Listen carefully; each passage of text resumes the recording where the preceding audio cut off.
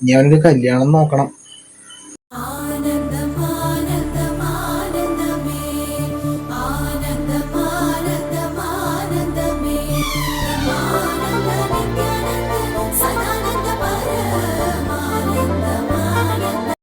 അതേ വന്നല്ല കല്യാണക്കാരി എന്ന് പറഞ്ഞപ്പോ തന്നെ.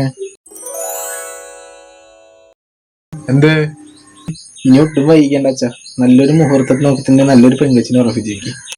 പക്ഷെ അതിനു മുമ്പ് നീ ഒരു കാര്യം എന്നോട് പറയണം.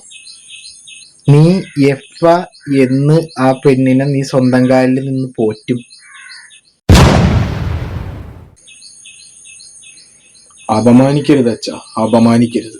സ്വന്തം അണ്ടർവെയർ വരെ എന്റെ അമ്മ എടുത്തുകൊണ്ട് വന്നത് അലക്കാനിടണം. അങ്ങനെയുള്ളവനാണ് അപമാനം സഹിക്കാൻ പറ്റാത്തത്. നിനക്ക് കല്യാണം ഇല്ല, ഒരു കോപ്പില്ല. പോരുന്ന് പഠിക്കാൻ നോക്കടാ. എന്റെ കല്യാണം. ഓക്കെ അച്ഛാ.